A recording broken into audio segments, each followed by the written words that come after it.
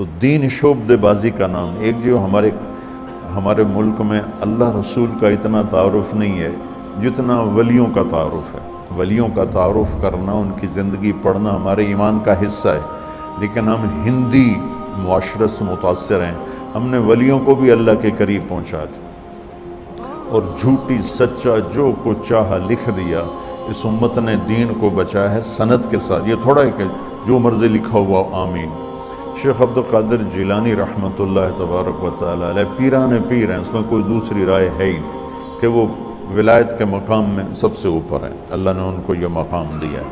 لیکن ان کے بارے میں جھوٹی باتیں، سلام پھیرتے تھے، جب ادھر منہ کرتے تھے تو ادھر والے علماء بن جاتے تھے، اور ادھر منہ پھیرتے تھے تو ادھر والے حافظ بن جاتے تھے، اور وہ ان پڑھ کہتے ہیں سبحان اللہ۔ ارے بھائی ایسا نہیں، میرے نبی سے بڑی نظر ہے جیلانی کی، قطب سبحانی، پیران پیر، جتنے ٹائٹل دو تھوڑے ہیں، لیکن میرے نبی کے سامنے تو وہ ایک تنکے کی حیثیت نہیں رکھتے ہیں۔ ساری ولایت تو بہت چھوٹی چیز ہے، سارے انبیاء اکٹھے ہو جائیں تو میرے نبی کے سامنے کیا ہے؟ کچھ بھی نہیں۔ تو میرے نبی سلام پھیرتے تو عالم بنا دیتے، ادھر سلام پھیرتے تو حافظ بنا دیتے، آپ نے تو کیا نہیں تو یہ پیران پیر کیسے کر دیا؟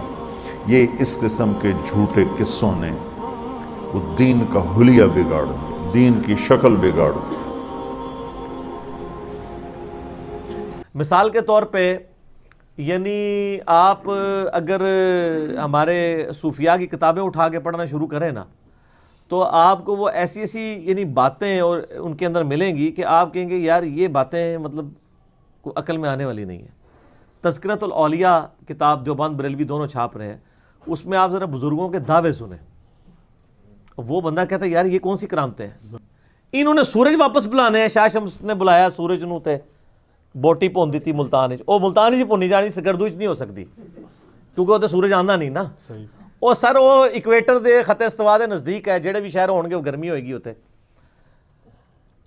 اس طریقے سے وہ لوگ یعنی باتیں کرتے کرتے دنیا سے چلے گئے، کہانیاں کرا کے چلے گئے۔ اور اکثر آپ نے کئی بزرگوں کے بارے میں سنا ہوگا جی جناب ایک کوئی ان کے پاس ان پڑھ بندہ چلا گیا، جی منو قرآن پڑھا دو۔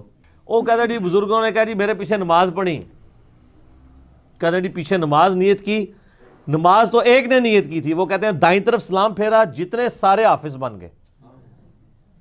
آپ کہتے ہیں سبحان اللہ۔ بائیں طرف والے سارے ناظرہ بن گئے۔ نبی علیہ السلام کے پاس جب کوئی قرآن پڑھنے جاتا تھا وہ اصحاب صفہ میں شامل ہوتا تھا، بیچارہ فاقے کاٹتا تھا، نبی علیہ السلام سے دین سیکھتا تھا، اس شخصیت سے جس کا کام تھا دین پھیلانا۔ حتیٰ کہ مسند احمد میں اگر آپ دیکھیں تو غزوہ بدر میں کچھ قیدی کافروں کے اس شرط پہ چھوڑے گئے تھے کہ 10 مسلمانوں کو لکھنا پڑھنا سکھا دیں۔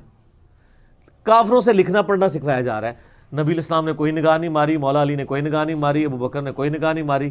ان نگاہوں بعد ہی پیداوار نے، پیداوار بھی کوئی نہیں، جعلی نے ہے ہی کوئی نہیں، ٹھیک ہے۔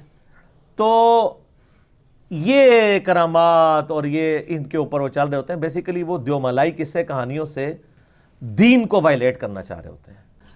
ڈاکٹرائن کے طور پہ کرامات کو ماننا ضروری ہے کہ کرامت ایگزسٹ کرتی ہے، معجزہ ایگزسٹ کرتا ہے، اس سے تو کسی کو انکار نہیں ہے۔ ہم کہانیوں کے خلاف ہیں کہ وہ کہانیاں ثابت بھی ہونی چاہیے۔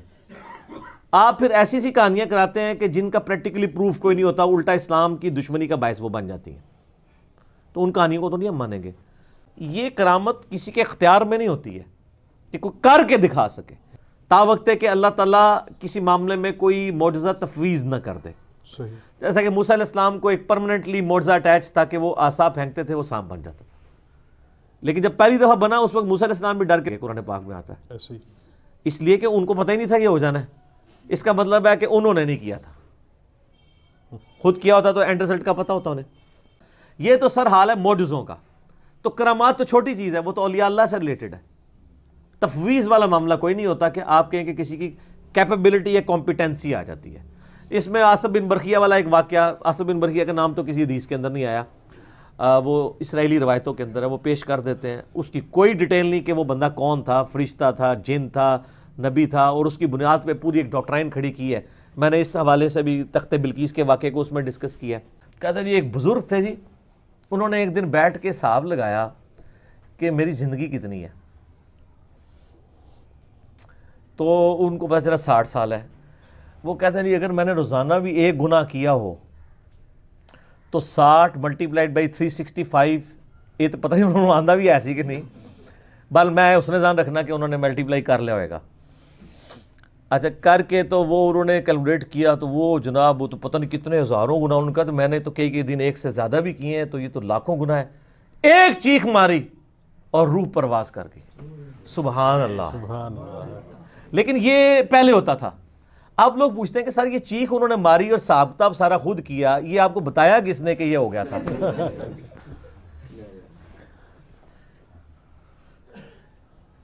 وہ ایک خربوزے والے بھی تو بزرگ ہیں نا, وہ انہوں نے اس لیے نہیں کھایا خربوزہ کہ وہ ہاں ایتھو بڑھیا سی کہ اتھو بڑھیا سی کہ اتھو بڑھیا سی. ٹھیک ہے جی. تو آپ یہ دیکھیں اس میں میں نے ایک اور بھی کئی یہ ویسے کرنی کے بارے میں جو انہوں نے مشہور کیا ہوا ہے کہ جی انہوں نے کہ پتہ نہیں اے دند ٹوٹیا سی, اے ٹوٹیا سی, اے سارے ہی توڑ دی. کتنا بڑا جھوٹ بند ہے.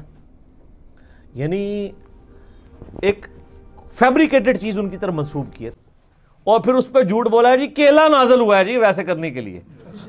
کتنے لوگوں میں مشہور ہے وہ کیلا سر پہلے دا ہے اللہ.